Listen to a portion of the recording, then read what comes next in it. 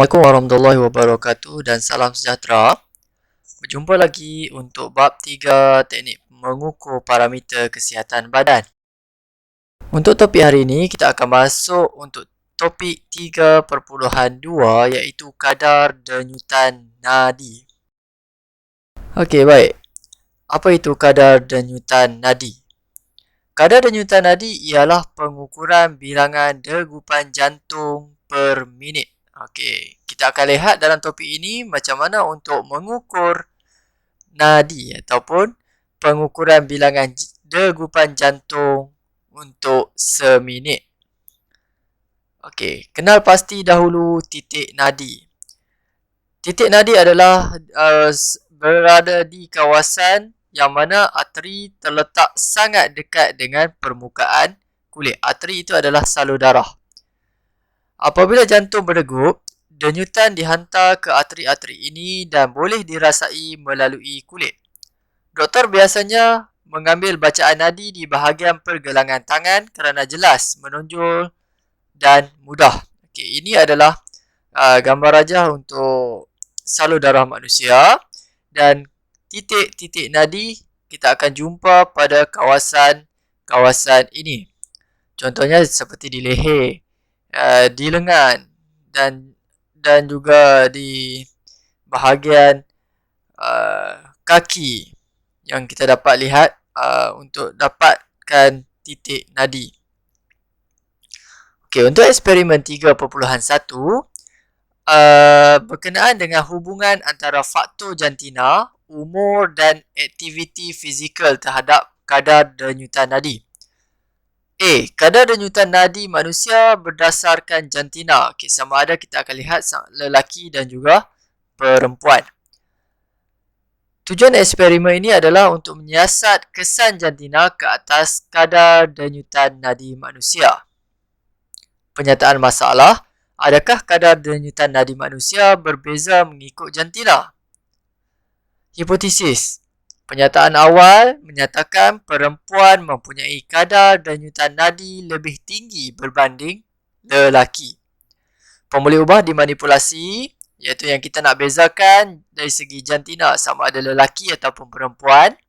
Bergerak balas, kadar denyutan nadi dimalarkan tempoh masa, iaitu kita akan ambil masa tempoh dalam 1 minit, umur dan jenis aktiviti fizikal. Bahan kita tak ada kat sini sebabnya bahan kita adalah murid sendiri. Radas yang kita gunakan adalah jam randik.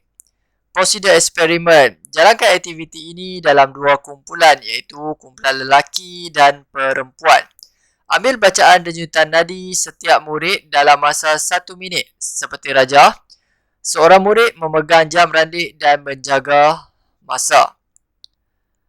Catat bacaan denyutan nadi setiap murid dalam masa seminit.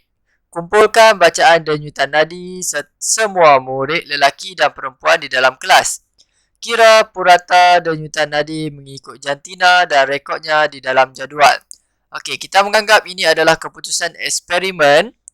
Bagi lelaki, kita ada murid 1, 2, 3, 4 dan 5. Okey, berikut adalah keputusan yang diperoleh.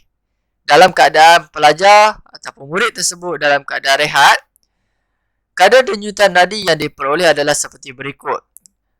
87 untuk murid 1, murid 2, 90, murid 3, 100, murid 4, 91 dan murid 5, 97.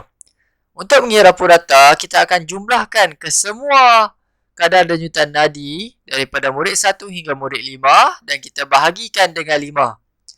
Dan kita akan dapat nilai purata untuk lelaki adalah 93. Untuk murid perempuan pula, dan berikut adalah keputusan untuk kadar denyutan nadi bagi murid perempuan.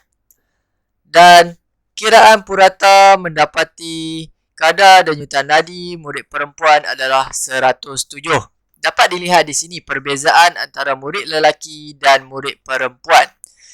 Murid perempuan akan lebih tinggi kadar denyutan nadi berbanding lelaki. Okey, Kesimpulan kita dapat nyatakan di sini, hipotesis bagi eksperimen ini diterima iaitu perempuan mempunyai kadar denyutan nadi lebih tinggi berbanding lelaki. Okey, adakah terdapat perbezaan kadar denyutan nadi antara murid lelaki dan murid perempuan? Ya, memang terdapat perbezaan yang mana kita dapati daripada eksperimen tersebut. Pelajar ataupun murid perempuan mempunyai kadar denyutan nadi lebih tinggi berbanding murid lelaki. Okey, B. Kadar denyutan nadi manusia berdasarkan umur, sama ada yang muda dan yang tua. Tujuan eksperimen adalah untuk menyiasat kesan umur ke atas kadar denyutan nadi manusia. Penyataan masalah, adakah kadar denyutan nadi manusia berbeza mengikut umur? Hipotesis, penyataan awal. Kita nak nyatakan di sini bahawa semakin meningkat umur seseorang, semakin rendah kadar denyutan nadinya. Semakin tua, kadar denyutan nadinya adalah lebih rendah berbanding yang lebih muda.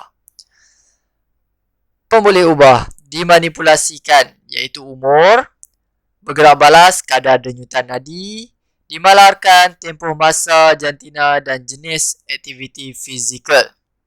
Radas kita masih sama iaitu jam randik. Untuk prosedur, jalankan aktiviti ini dalam kumpulan. Ambil bacaan denyutan nadi salah seorang murid dalam kumpulan seperti pada rajah. Salah seorang murid yang lain memegang jam randik dan menjaga masa. Catat bacaan kadar denyutan nadi dalam masa seminit. Ulang langkah 2 dan langkah 3 dengan guru dan pembantu makmal. Okey, guru dan pembantu makmal di sini merujuk kepada orang yang lebih tua berbanding dengan murid.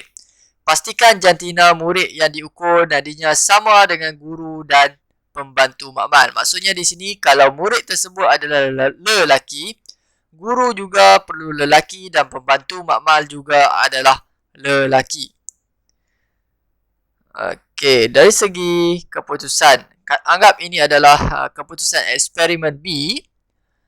Murid umurnya adalah 16 tahun dan kadar denyutan nadinya adalah 95 tahun. Kita menganggap ini adalah murid lelaki dan gurunya juga adalah lelaki, umurnya 35, kadar denyutan nadi 92. Pembantu makmal yang berumur 45 tahun, kadar denyutan nadinya 89. Dapat dilihat di sini, apabila umur meningkat, kadar denyutan nadi juga akan menurun. Kesimpulannya, hipotesis kita dapat diterima semakin meningkat umur seseorang, semakin rendah kadar denyutan nadinya. Adakah terdapat perbezaan kadar denyutan nadi berdasarkan umur sampel? Ya, memang terdapat perbezaan. Yang mana kita dapat lihat, pembantu makmal yang lebih berusia mempunyai kadar denyutan nadi yang lebih rendah berbanding murid yang lebih muda. Begitu juga dengan bayi. Seorang bayi mempunyai kadar denyutan nadinya yang lebih tinggi berbanding dengan murid yang berusia 16 tahun. Okey, C. Kadar denyutan nadi manusia berdasarkan aktiviti fizikal. Tujuan kita adalah menyiasat kesan aktiviti fizikal ke atas kadar denyutan nadi manusia. Penyataan masalah, adakah kadar denyutan nadi manusia berbeza mengikut jenis aktiviti fizikal?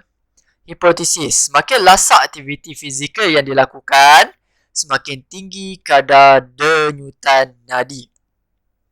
Pemboleh ubah dimanipulasikan jenis aktiviti fizikal yang mana kita akan buat sama ada dalam keadaan rehat, berjalan dan juga berlari.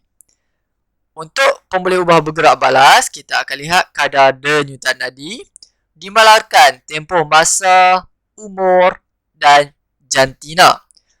Radas masih sama iaitu jam randik. Prosedur eksperimen, jalankan aktiviti ini dalam kumpulan. Minta seorang murid daripada setiap kumpulan untuk melakukan 3 aktiviti iaitu berehat, berjalan dan berlari. 3 aktiviti ya, berehat, berjalan dan berlari. Lakukan setiap aktiviti tersebut selama 2 minit. Maksudnya berehat 2 minit, berjalan 2 minit dan berlari 2 minit. Sila pastikan murid tersebut berehat selama 5 minit sebelum memulakan aktiviti seterusnya. Ambil kiraan nadi murid tersebut selama 1 minit selepas selesai melakukan setiap aktiviti dan rekodkan bacaannya di dalam jadual. Okey, kita anggap ini adalah keputusan eksperimen. Terdapat 5 murid, murid 1 hingga murid 5, dan pada waktu rehat, pada waktu keadaan murid tersebut berehat, ini adalah kadar denyutan nadinya pada waktu berjalan, dan ini pula untuk berlari. Okay, kita dapat dilihat di sini berdasarkan keputusan apabila aktiviti yang lasak dilakukan, kadar denyutan nadinya juga akan meningkat. Dapat kita simpulkan di sini, hipotesis kita dapat diterima iaitu semakin lasak aktiviti fizikal yang dilakukan, semakin tinggi kadar denyutan nadinya. Okey, kenapa semakin meningkat kadar denyutan nadinya? Inference. Kerana jantung kita akan bekerja dengan lebih banyak apabila melakukan aktiviti lasak. Adakah setiap murid mempunyai kadar denyutan nadi yang sama?